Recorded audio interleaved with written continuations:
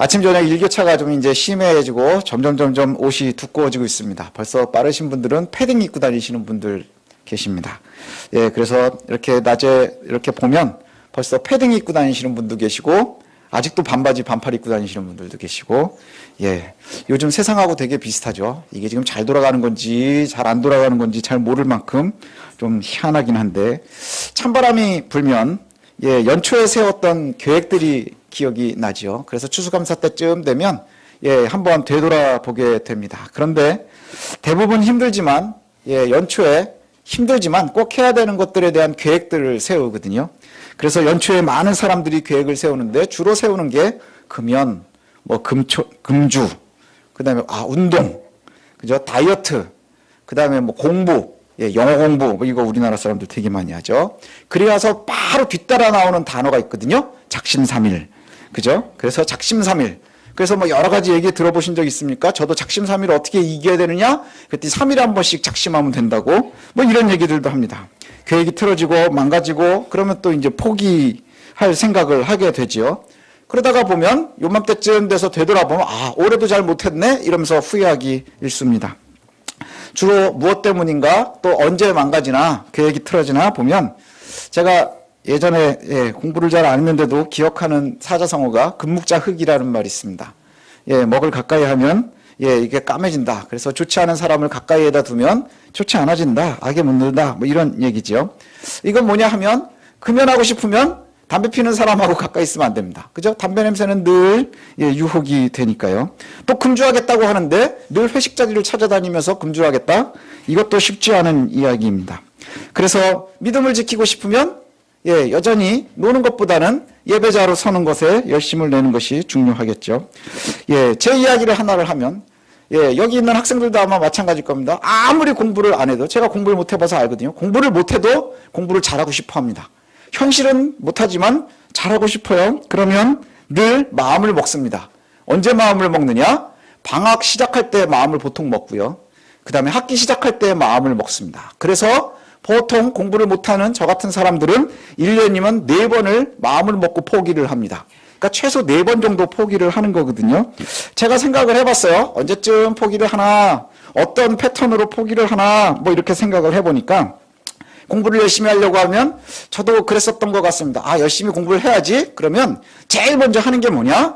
집에 이렇게 꽂혀있는 참고서들이 몇 개 있는데 그걸로는 해봐도 안 되는 것 같았으니까 제일 먼저 참고서를 한 권을 삽니다. 그리고는 저랑 비슷한 애랑 독서실을 끊습니다.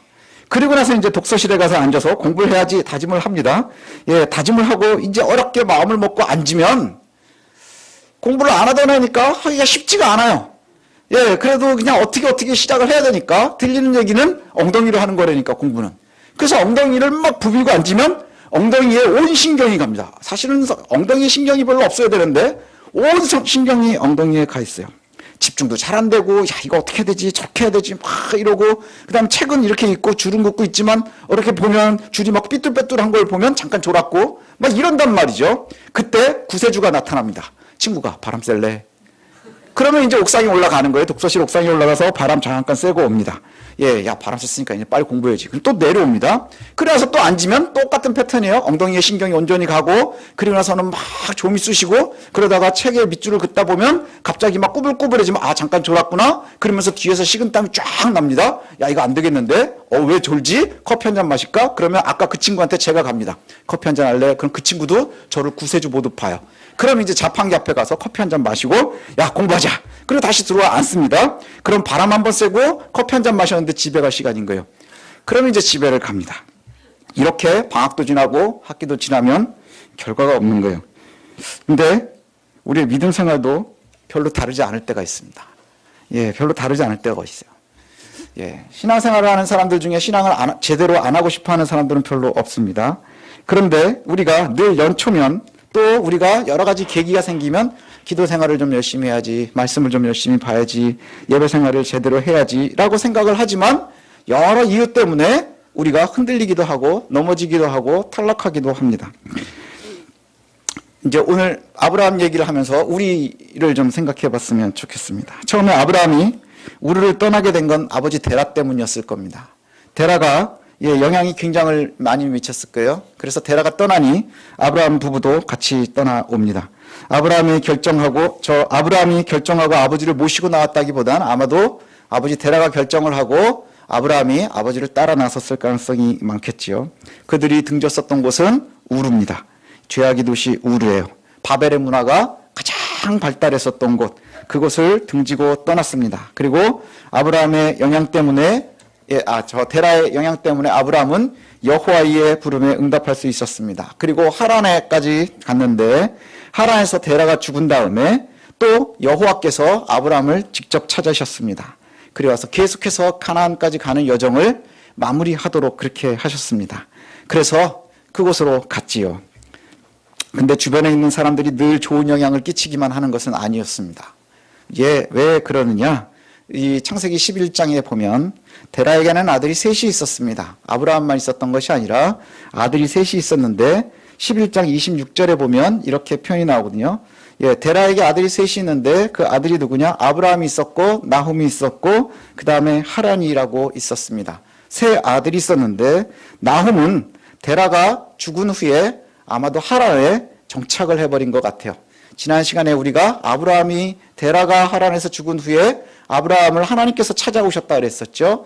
그리고 나서 그에겐 선택지가 세 가지가 있었다 그랬습니다.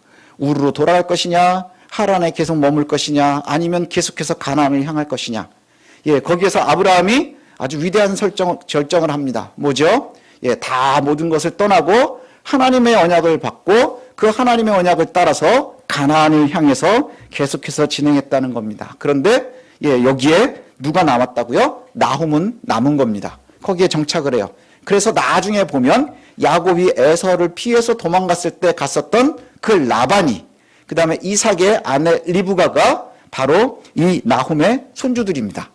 손주들이니까 그렇게 알 수 있겠죠. 그래서 저 야곱이 하란으로 도망을 가죠. 또 하란이라는 아들도 있었습니다.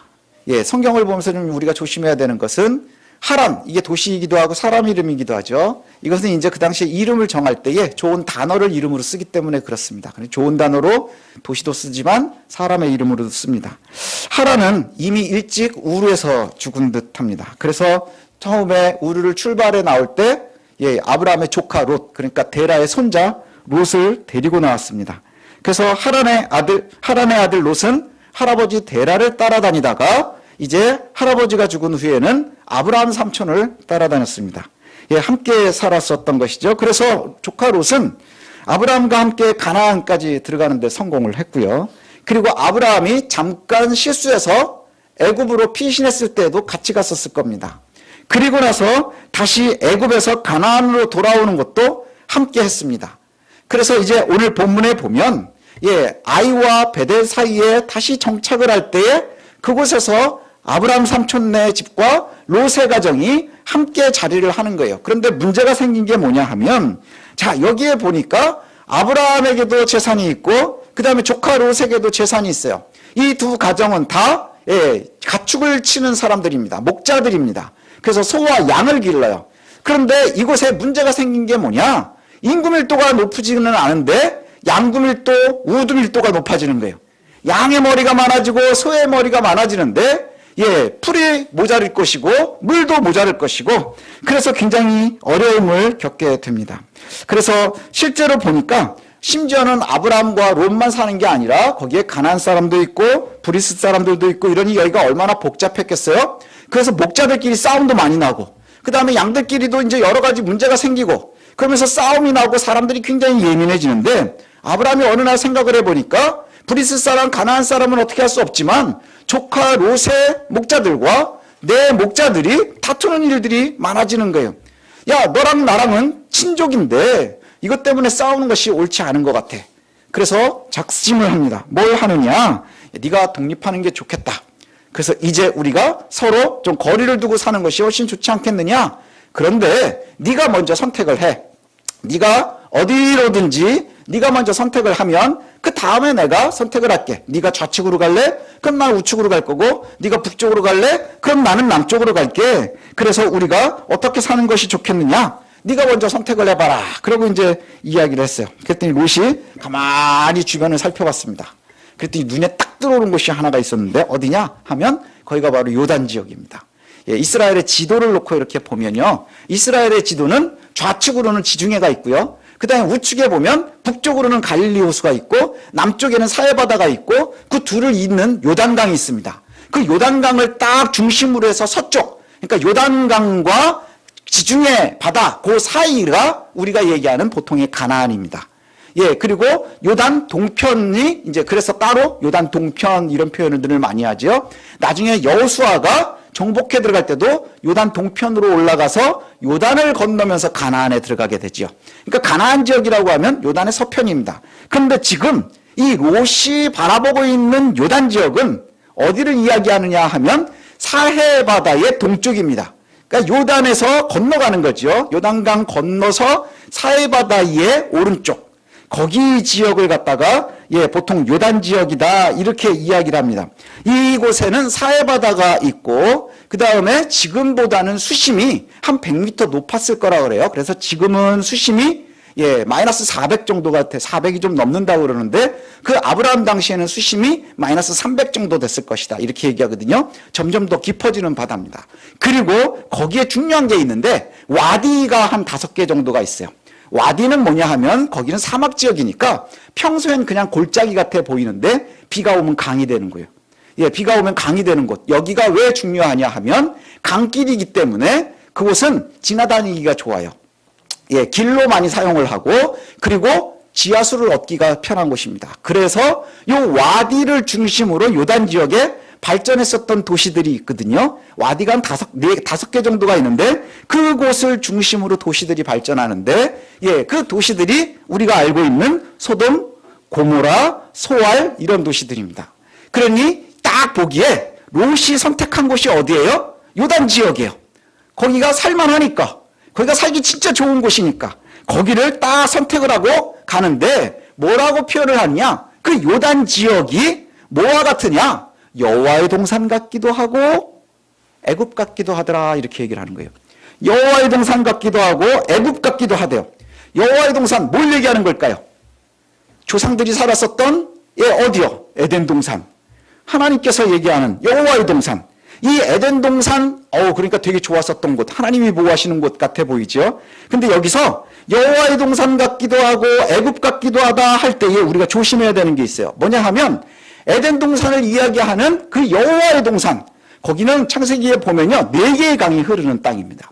4개의 강이 흐르는데 비손강, 기혼강, 그 다음에 히데겔, 유프라테강. 그래서 2개는 알아요.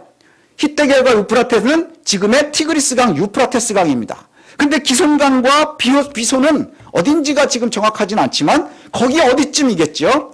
그런데 우리가 지금 알 수 있는 게 뭐냐 하면 유프라테스강과 티그리스강 사이에 있었던 아브라함이 도망 나온 도시가 바로 우르라는 거예요. 우리가 알 수 있는 게 뭘까요? 또 애굽과 같다. 이건 뭘까요? 가나안을 피해서 아브라함이 실수로 잠깐 도망갔었던 곳이 바로 애굽이란 말이에요. 롯이 보기에 지금 뭘 선택한 거예요? 우르와 그 다음에 애굽을 바라보는 거예요. 바벨의 문화와 애굽의 문화를 바라보면서 야 여기가 아주 좋구나 라고 생각을 하고 거긴 여호와의 동산 같기도 하고 애국과도 같아 하면서 그곳을 선택하고 갔다는 것이죠. 어디를 떠나온 건 우리가 떠나왔었던 곳이 우르였고 그 다음에 실수로 잠깐 갔지만 다시 탈출해 나온 곳이 애굽이었는데 지금 조카 롯이 다시 선택할 때는 어디를 선택하고 있는 거예요? 여호와의 동산 같은 우르와 같았었던 곳을 선택을 하고 탈출해 나왔었던 애굽을 다시 선택하는 거예요. 무엇 때문에요? 거기가 화려하니까, 거기가 살기가 좋으니까, 거기가 더 비옥하니까 선택한 겁니다. 그런데 롯이 거리낌 없이 요단 지역을 선택하고 그래서 동쪽으로 이주를 했습니다. 그리고 그 도시에 머물다가 점점 더 좋은 도시들 선택해 나가다가 결국에는 소돔에 이르렀다 이렇게 나옵니다. 롯의 선택에 대해서 좀 잘 살펴볼 필요가 있는데 롯이 먼저 선택한 것이 있으니까 선택을 했으니까 모든 게 열려 있었습니다. 그가 할 수 없이 밀려간 게 아니라 자기의 의지를 가지고 선택한 것이 바로 소돔이었다는 거예요. 가장 먼저 본 것이 뭐였을까요? 에덴과 같고 그 다음에 또 나일강이 있는 애굽과 같았다는 것은 비옥함을 받던 겁니다. 그리고 그가 선택한 곳은 먼저 요단 지역이었어요. 사해바다 동쪽에. 가나안을 떠난 거예요. 그렇게 힘들게 왔었던 가나안을 떠나서 다시 어디로 간 거예요? 우르 같고 애굽 같은 곳을 다시 선택해 간 겁니다. 할아버지 데라와 삼촌 아브라함이 여호와의 언약을 품고 왔었던 곳 그 가나안을 떠나서 비옥함을, 안전함을, 편안함을, 화려함을, 환락을 따라간 겁니다. 그런데 이 선택을 갖다가 성경은 어떻게 이야기하느냐? 13장 12절 하반절부터 13절에 이렇게 표현합니다. 롯이 요단 동편, 요단 평야로 가서 결국은 소돔까지 이르렀다 이렇게 얘기를 해요. 이주하면서 더 좋은 땅을 찾아갔겠죠. 아마 학자들이 생각하기로는 이 소돔이 밑에서부터 사해바다를 따라 올라가면 제일 위에 있는 곳이거든요. 그러니까 더 좋은 곳을 따라가다가 결국엔 고모라를 지나서 소돔까지 이르는 겁니다. 그리고 성경은 이렇게 얘기해요. 소돔 사람은 여호와 앞에 악하며 큰 죄인이었다. 그가 죄를 따라간 겁니다.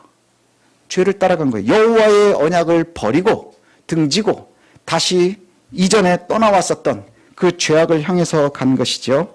롯의 선택은 철저하게 할아버지 데라와 삼촌 아브라함의 것과 반대였습니다.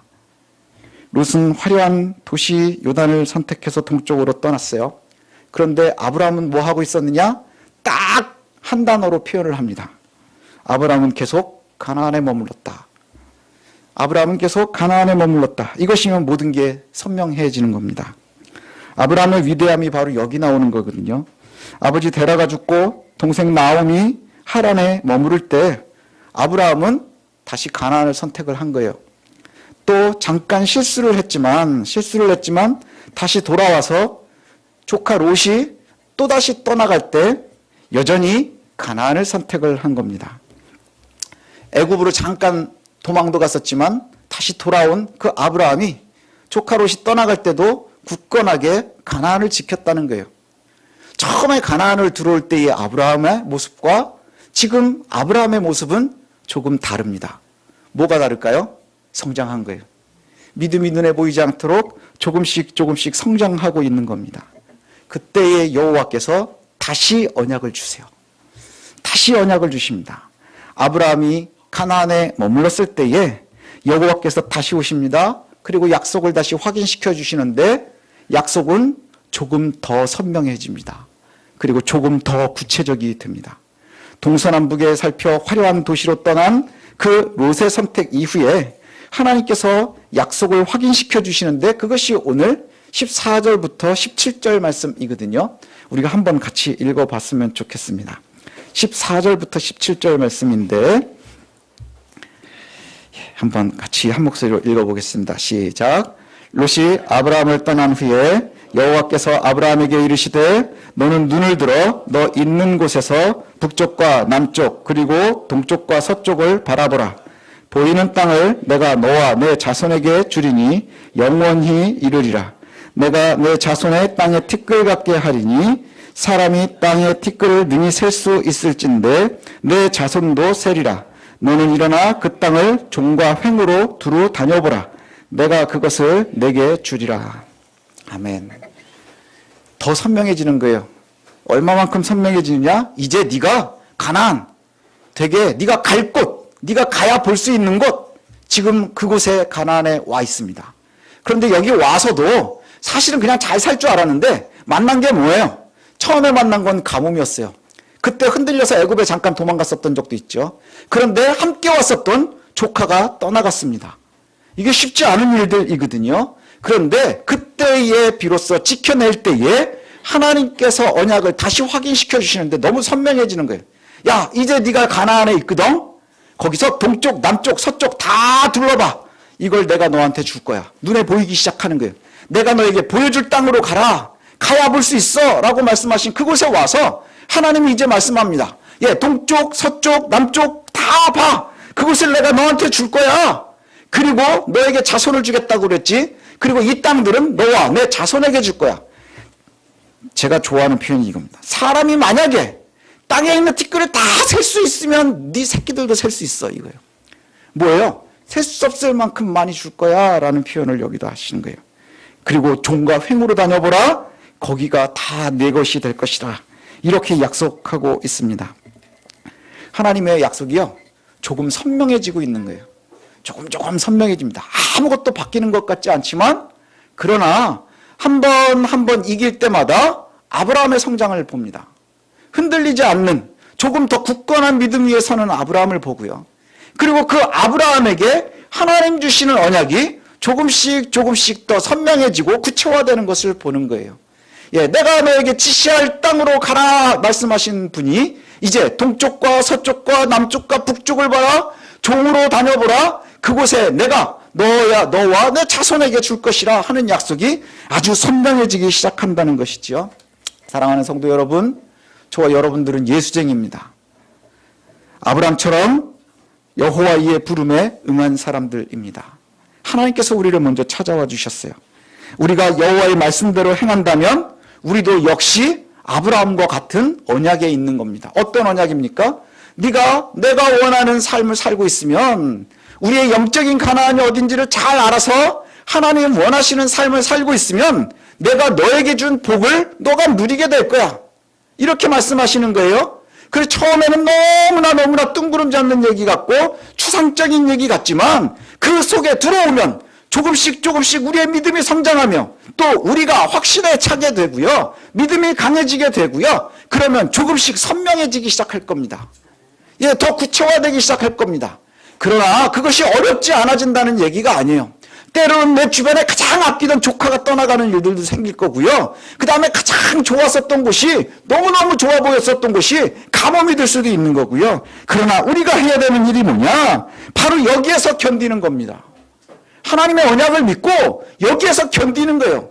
아브라함의 가장 위대함은 가나안에 간 이후에 처음에 애굽으로 잠깐 피신하기는 하지만, 그리고 나서는 아브라함은 꾸준히 하나님의 언약을 믿고 그곳에 머물렀다는 거예요.